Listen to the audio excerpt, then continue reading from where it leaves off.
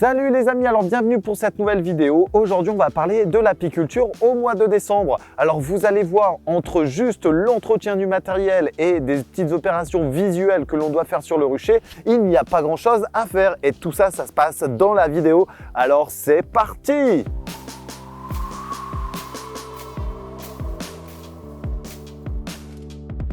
L'apiculture au mois de décembre va être un moment assez important et crucial pour le reste de l'année. Alors non pas par rapport aux sorties des abeilles qui se fait très rarement comme aujourd'hui où là on est assez tôt le matin et les abeilles vont sortir uniquement en milieu de journée lorsque les températures sont favorables pour pouvoir effectuer un vol de propreté. Et d'ailleurs, pour ce vol de propreté, il va falloir faire attention et vérifier justement qu'il n'y a pas de problème au niveau de nos ruches et de notre rucher.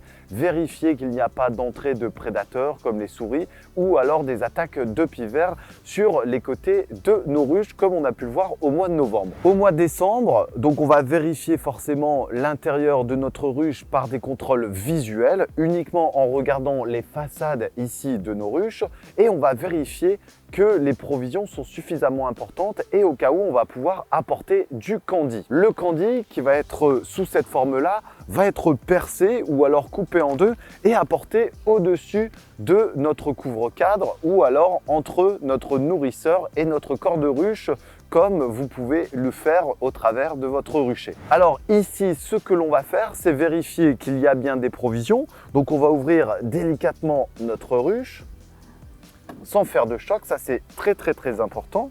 Et ensuite, on va vérifier qu'il y a bien du candy encore en provision. Donc là ici, il y a des abeilles et on a encore du candy. Donc ce que je vais faire, je ne vais pas les déranger plus longtemps. Voilà, on va y aller délicatement. Ce qui me permet en même temps de contrôler qu'il y a des abeilles à l'intérieur de ma ruche. Donc comme je vous le disais, on ne fait pas de contrôle au niveau de ma ruche directement. On ne va pas ouvrir la ruche, on ne va pas regarder les cadres, vous allez juste faire un contrôle de ce type-là.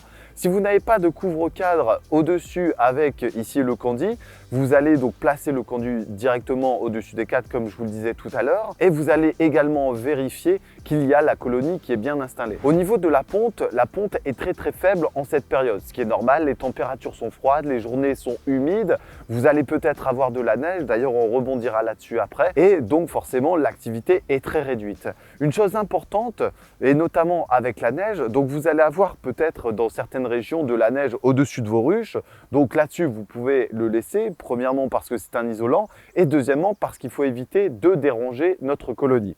Ensuite, la seule chose à faire va être de vérifier qu'il n'y ait pas de neige qui obstrue l'entrée de mes ruches pour éviter une asphyxie à l'intérieur même de ma ruche. Ensuite, fin décembre, vous allez devoir faire un traitement à l'acide oxalique par sublimation qui va permettre de réduire la pression du varroa à l'intérieur de ma ruche. Vous allez pouvoir découvrir là juste au-dessus le tutoriel justement pour effectuer ce traitement à l'acide oxalique qui va permettre en fait de supprimer le varroa phorétique à l'intérieur de ma ruche, celui qui est présent sur la chitine de mes abeilles et qui va tomber suite au traitement qui va vous permettre de contrôler la pression du varroa, notamment au mois de décembre et pour l'année qui va venir. Pour vérifier justement les chutes de varroa, vous allez placer en dessous un plateau qui va vous permettre de faire un comptage varroa et aussi de voir et d'apprécier l'état de la colonie. Vous allez pouvoir observer sur ce plateau les petites ruelles des colonies qui va vous permettre justement d'apprécier la valeur de cette colonie. Ici, les plateaux n'ont pas encore été déposés, ils le seront d'ici quelques semaines, ce qui permettra également de renforcer la température au sein même de ma colonie, mais qui va pouvoir justement augmenter également l'humidité de ma colonie. Au mois de décembre, vous allez également pouvoir travailler sur votre rucher. La première chose, ça va être de récupérer les feuilles pour les valoriser. Ça, c'est au travers du jardin. Vous pourrez découvrir les vidéos du jardin justement au travers de la chaîne The Proverty. Vous allez pouvoir également travailler sur l'aménagement et la plantation de différents arbres, notamment des fruitiers qui vont permettre justement d'apporter tout un tas de nectar et de pollen à vos abeilles. Ensuite, vous allez pouvoir travailler à l'intérieur sur votre matériel pour confectionner des ruches, pour confectionner des ruchettes. Encore une fois, ça, vous allez pouvoir le retrouver sur la chaîne The Proverty. Vous allez pouvoir travailler et cirer les cadres qui va vous permettre justement de démarrer tranquillement et doucement la saison qui va arriver. Je vous conseille également de vérifier régulièrement votre rucher, notamment pour les attaques de prédateurs et de voir l'état des colonies. Les jours pour l'instant sont assez favorables. On a quand même des températures qui sont assez élevées par rapport à une moyenne de saison. Ensuite, au niveau de la pluviométrie, on a des journées qui sont assez clémente également pour le développement de nos abeilles. Là, je vous propose de voir un petit peu l'état de nos colonies pour voir si on a du changement de candie à effectuer. Allez, c'est parti. Donc là, ici, tout va bien. On voit quelques petites sorties ici d'abeilles. Celles-là ont été faites. On va vérifier la grosse ici. Donc doucement quand on déplace ici vos grès ou alors les parpaings ici présents. Alors pour ceux qui utilisent la ruche Nico, vous allez voir que dans votre nourrisseur, vous allez avoir un couvre-cadre qui est intégré et qui va vous permettre de disposer le candie, ce qui est le cas ici. Donc là, on a une abeille qui est en train de vagabonder justement. Donc là, ici, pour ce mois de décembre, tout se passe bien.